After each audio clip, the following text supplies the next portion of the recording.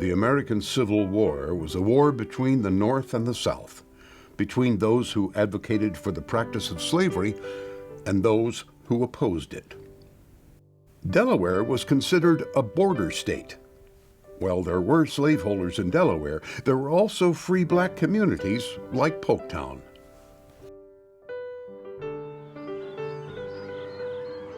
Polktown families lived in their own homes, farmed their own land, and worshiped in their own church.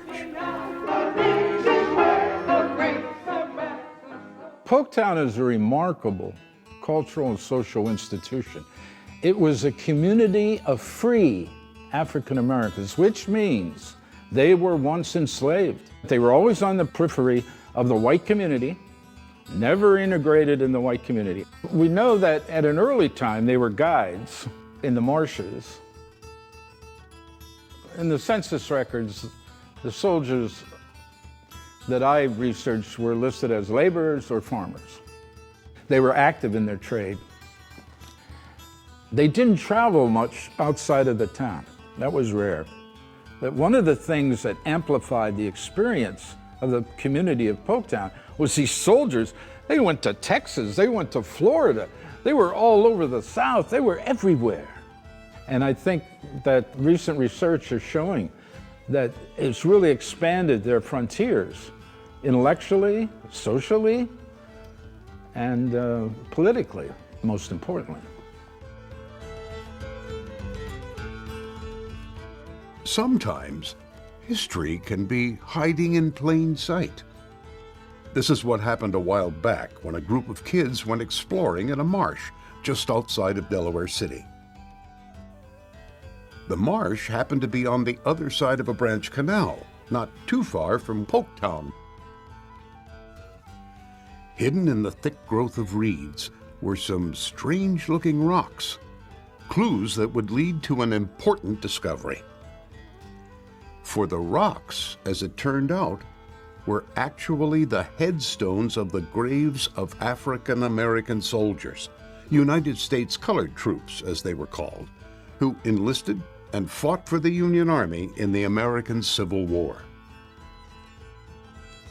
Today, this landscape has been fully refurbished by the Friends of the African Union Church Cemetery, a determined group of church members and interested neighbors that came together to restore and preserve this sacred spot. After tireless research, historian David Orr has uncovered much of the military history of the soldiers buried there. Well, this is James Elbert Stone, and James Elbert Stone gives us his military record, because all we need is his name and his unit, and in the National Archives, where the military records are kept, is his entire military record.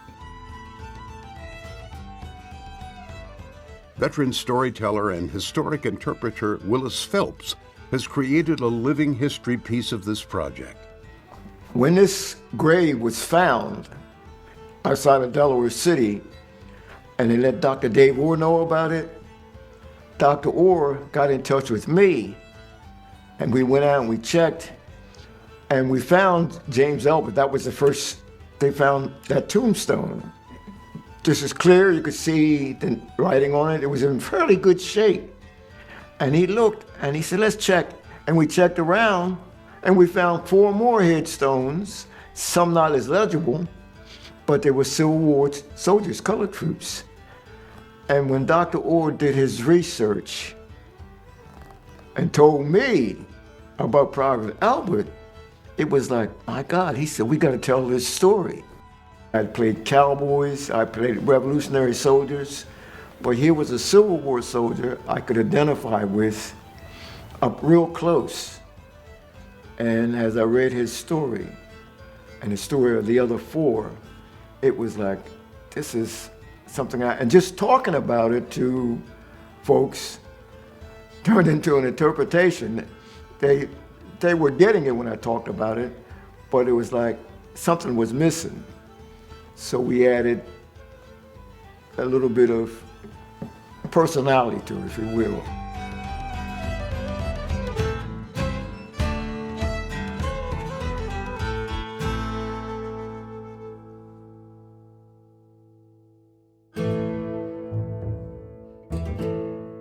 Come on in. Have a seat with me.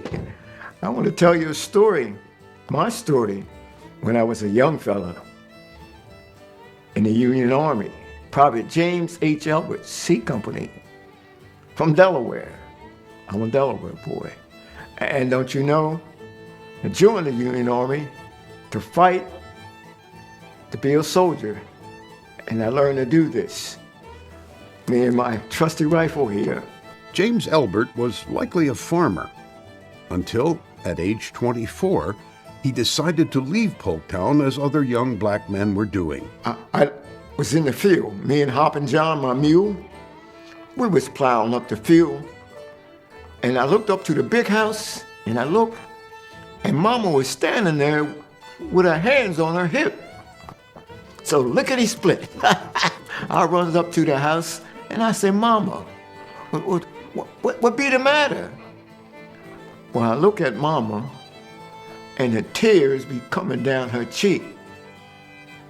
Lord Jesus, Mama don't cry for nothing. I said, Mama, what be the matter? And she looked at me, and she said, James, that Crawford boy and that Alex Draper boy, they done gone off and joined the fighting.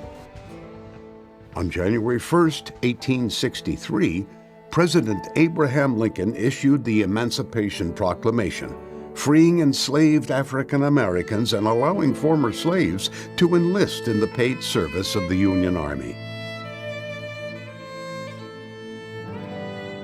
Well, Mama looks at me. She knows what I'm gonna do. She puts her head down. The tears are still coming down. I feel right bad. But Mama says, all right, James, all right. And she points down the pike and says, go on. As this brutal war continued, free black men were actively recruited, encouraged by the promise of financial reward.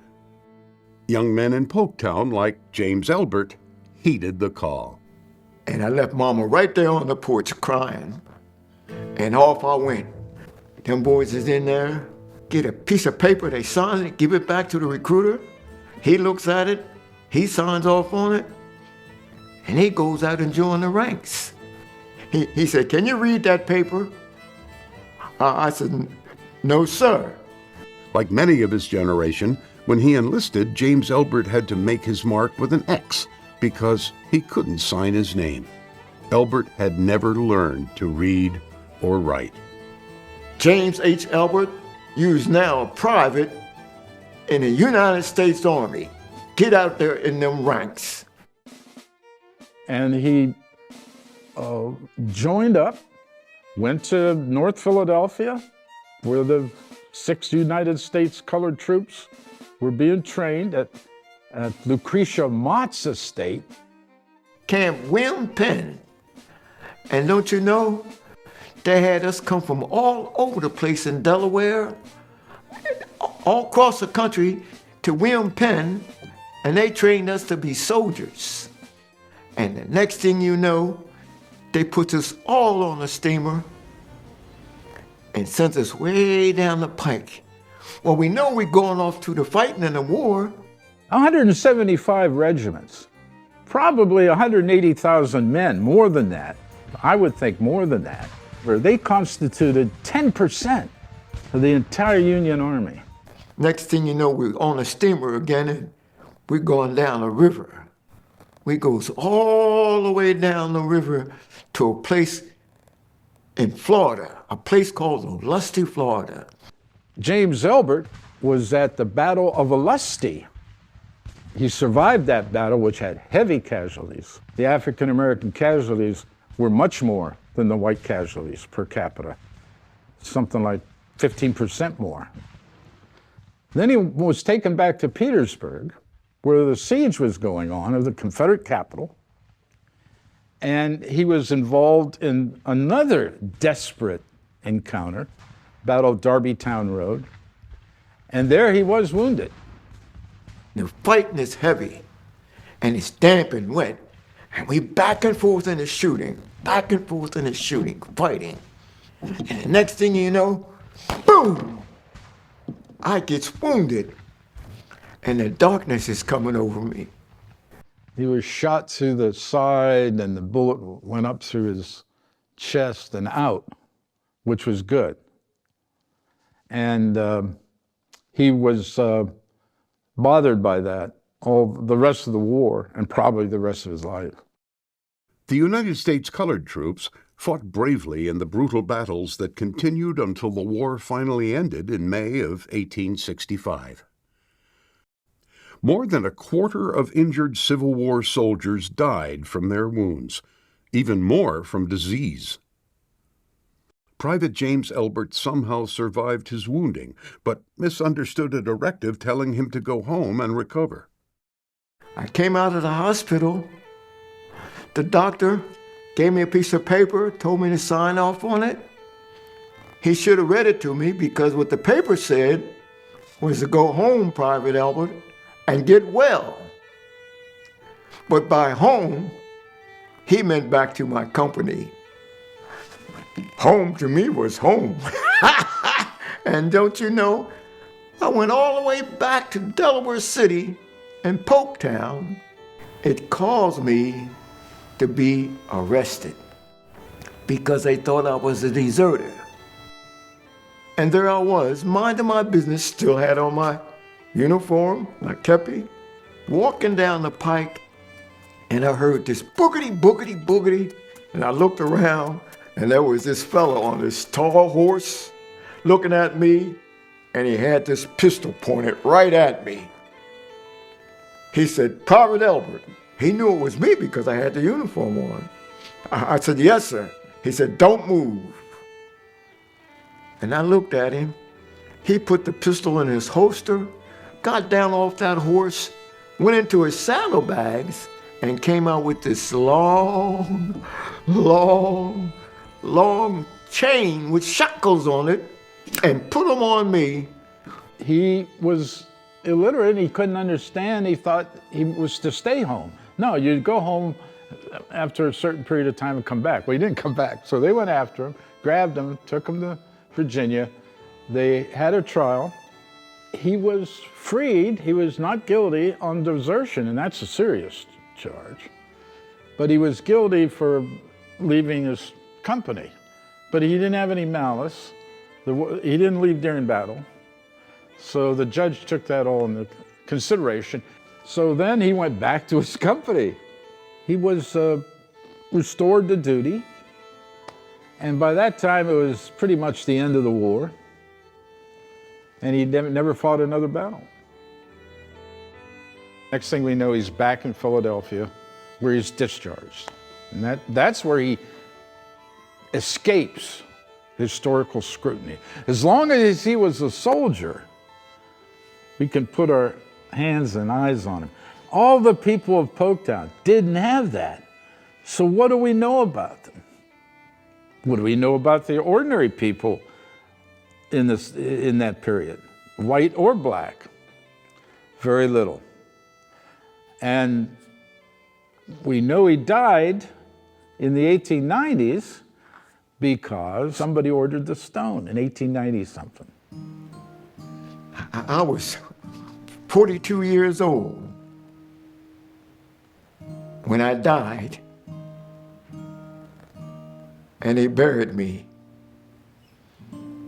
right there on the Branch Canal. The whole effect is one of respect and instills dignity and the passing of time and the memory of time.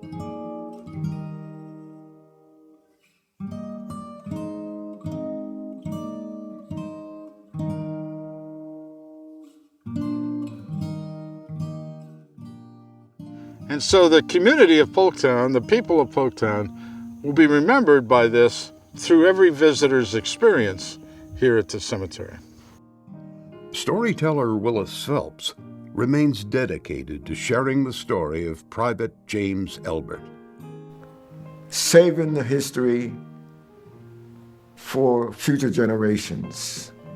I just feel like it's something that I need to continue to do and I will continue as long as I'm able. You know,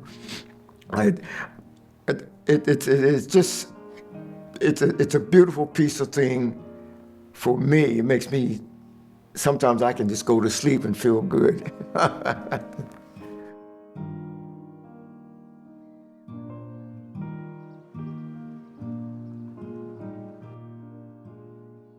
Research into the community of Polktown continues, with Polktown descendants helping to keep the story alive. Now, see, I never knew the bridge when the boards weren't on it. I remember when it was abandoned and we used to run through it all the time. So It's a lot of yards. she lived in one spot, and right next to them was the Henrys, right? Mm-hmm. Every time I feel the Spirit moving in my heart, I will pray. The Jordan River, chilly and cold, chills the body, but not my soul. Ain't but one train that's on this track. It runs to heaven, then runs right back. Every time I feel the Spirit moving in my heart, I will pray. Yes, every time I feel the Spirit moving in my heart, I will pray. Yes, every time I feel the Spirit.